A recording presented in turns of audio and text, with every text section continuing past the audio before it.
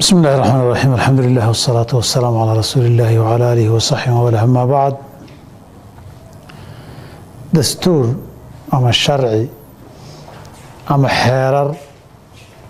أما قانون هذا وحي لغو مقعابا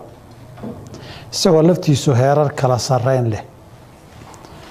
oo eray loo isticmaalo dadku inay samaystaan waxay ku kala dambeeyaan xuquuqda ay isku leeyihiin iyo xuduudda kala xakamaynaysana ay ku qeexaan dadka muslimka ah dowlad iyo shacabba waxa uu asaas sharciga islaamka isaga xuquuqdana sheegay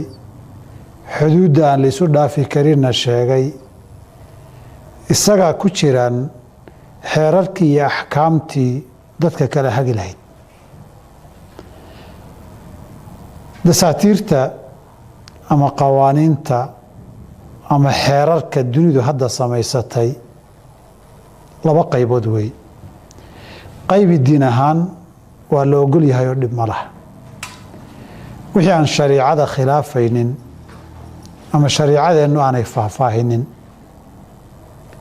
waana marka hoos loo galo waxa ugu badan xeerarka iyo qawaaniinta hadda jira waxyaabo badan oo nolosha ka mida ayay shariicadu dadka iyaga u daysay iyadoo xuduud iyo qawaacid guud siista iyo calaamado guud oon la dhaafin iyagu sida nabigu yihi antum aclamu biumuuri dunyaakum jidadka iyo xeerka yaa jidka yeelanaya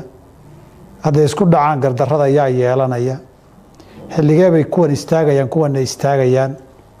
qofkii khaladkaa sameeya maxaa la ganaaxayaa xeerarka shaqaalaha ninka madaxda muxuu awood leeyahay ka ku-xiga muxuu leeyahay shaqada xisaabyuhu maxay tahay wasaaraddan shaqadee bay ka shaqaynaysaa tan shaqadee bay gaar u leedahay in badan oo ka mid a waxyaabahan xeerarka ama qawaaniinta ama dasaatiirta ka midihi waa qaybo aan shariicada ka hor imanaynin sharciga islaamkuna u ogolyaha dadku inay samaystaan qaybana waa qaybo aan islaamka loo noqdo maahane ka sharciya diin ahaan aan la ogolayn dadku inay iska samaystaan waa marka laga hadlayo maxaa xaalaala maxaa xaraama xeerar samaynaya ama jidaynaya inay khamrigu xalaal tahay inay zinadu xalaal tahay inay ribadu xalaal tahay waxyaabaha kufriga iyo in la gaaloobay iyo riddo inay xalaal tahay in la samaysto lama ogola xeerar xalaalaynaya wixii xaraamtaha wey xeerar xaaraantinimeynaya wixii xalaashaha dadka diintoodii cibaadadoodii waxay xaq sharci u lahaayeen inay sameeyaan wax diidayana lama samayn karo maadaama dadku ayna isku duruuf iyo isku masaalix ahayn xuquuqdii sharciga ay xaqa u lahaayeen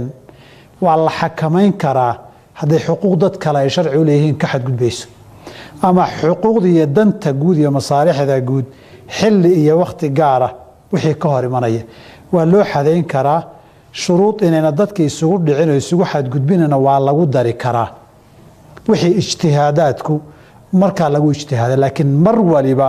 waxaasoo dhan hal qadiyad baa asaas oo muhima halkaa qadiyadna mid labaad baa lagama maarmaan u ah midda qadiyadda koowaad ee lagama maarmaankaa dadka iyo dowladda muslimkiihi waa inay diintu saldhig iyo lafdhabar u noqoto aan wax ka soo horjeeda la jidayn karin oo xeer iyo dastuura qodobka koowaad qodobka labaadee ninka ceel ninkii yaqaanaa shuba haddii la yidhaahdo xeerarka iyo dasaatiirta iyo qawaaniintu waa inayna diinta ka hor iman waa inay jiraan guddi loola noqonayo kormeeraya ka warqabaya xeerarka cusub iyo qawaaniinta cusub ee soo baxaysa sharciga ma waafaqsan tahay mise ma waafaqsana guddi diinta aqoonu leh aduu magaca dooniya taytalka dooniba sii saas darteed hadda waxaa jira guddiga dastuurkaa jira xeerarka soo baxaya kormeera baarlamaanada waxaa arkaysaa guddiga caafimaadka guddiga xiriirka caalamiga guddiga nabadgelyada laakiin guddiga dhowrista shariicada ma leh baarlamaanada haddii lagu daro mabda'a guudna asaas laga dhigo marka labaadna lagu daro guddiga ilaalinta shariicada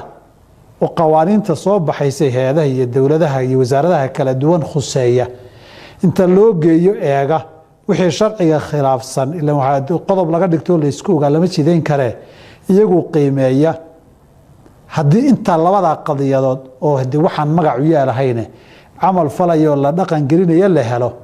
dadku wixii aan sharciga ka hor imanaynin iyo wixii xuquuqda ay sharciga lahaayeen xuduudooda lagu kala xakamaynayo samaysay shamayntiisii iyo ilaa qorashadiisu dhibaato ma laha laakiin labada arrimood in la ilaaliyo baa laga maarmaan